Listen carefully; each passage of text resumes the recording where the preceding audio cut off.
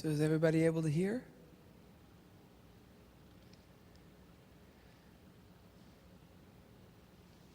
It's sweet, isn't it?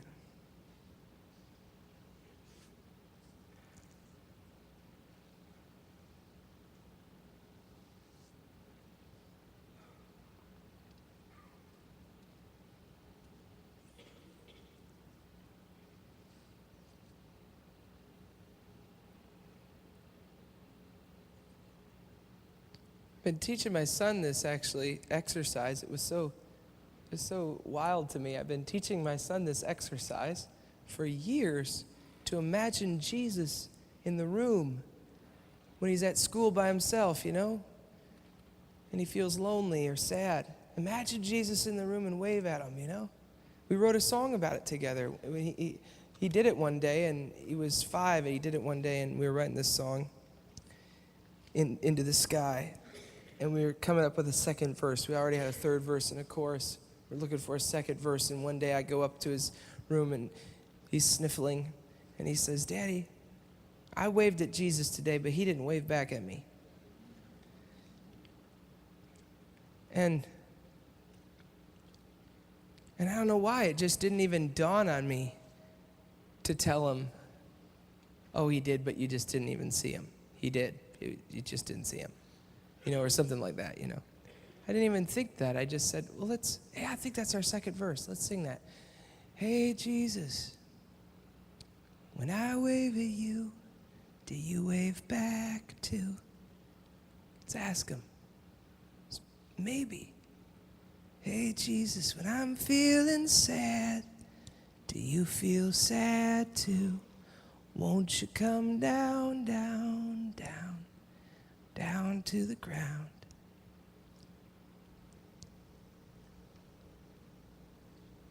And it's taken 2 years of me walking Samuel through imagination skills of meeting Jesus, only to have a theologian friend of mine come and invite me into the same exercise. Jesus wants to meet with us. In fact, many of us daily, he's speaking to us. And we're actually even hearing him. We're just not being present to what he's saying. We're actually even hearing. We're just not being present to what we're hearing. And that he wants us to be more present. And it makes life so much more fun, doesn't it? We could spend 15, 20, 30, 40 minutes trying to figure it out. Or we could just go to Jesus and ask him what he thinks. Every time that's better theology. Every time. Every time. The greatest theologian can't argue with it. It's always going to be better. Like when Samuel came into my room at Easter time and he said to me, "I want to write a song about Jesus."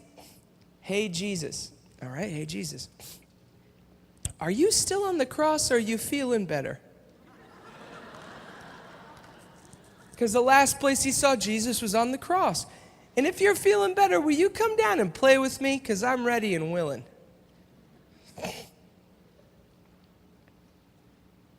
I was terrified that I was going to be out of the bounds of good theology. I mean, Jesus is resurrected, right? And all that stuff. No. God says, oh, no. See, Samuel, the last place he saw me is where I'm at.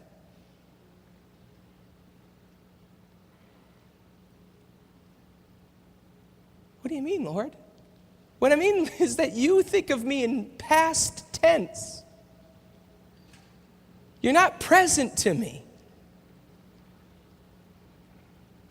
You have Christmas, and I was a little baby in the manger. I mean, to Samuel, it's like, hey, Jesus. This is why, little kids can't see bad movies, because their imagination, they're not able to disconnect. And this is why we have people that are 40 and 50 watching these trashy movies killing people. Why? Because they're not able to totally disconnect. Because not all imagination is non-reality. In fact, much of it is reality. This building wouldn't be here without faith. Most of the things we do in our daily lives would not be here without seeing something and then calling it into being. And then we pretend, well, we don't believe that happens anymore. We don't have, don't want to use your imagination. Oh, but we can build buildings. Wouldn't God want us more to talk to him?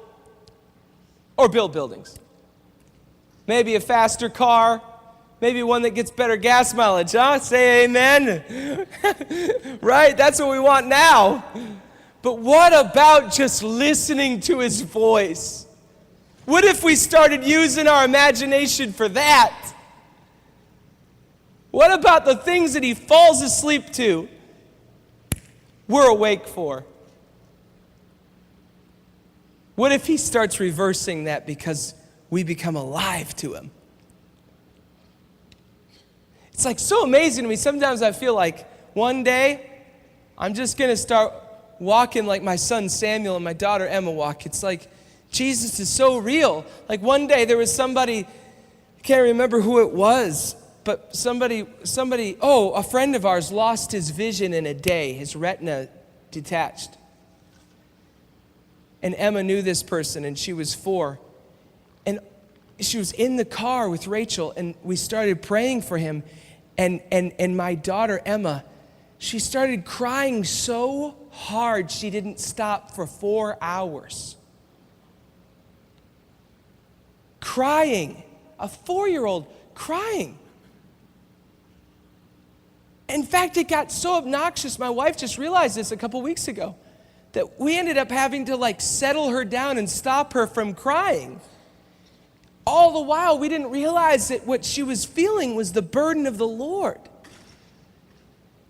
This gift of intercession comes on this 4-year-old, and we're the parents. We went to theological seminary. We're trying to quiet her down. Okay, we've cried long enough for Steve, all right? I know his retinas have detached. It's going to be okay, Emma. It's going to be okay. She just keeps crying. Stephen. I don't know what it was that came over her, but I know it was a good thing. And man, wouldn't it be awesome if we were that? You're not crazy. Emma's not crazy. She's alive. She lives in reality.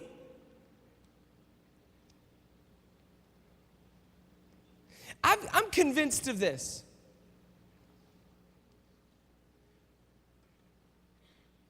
You go out and hang out with some homeless people on the street. This is what I'm convinced of.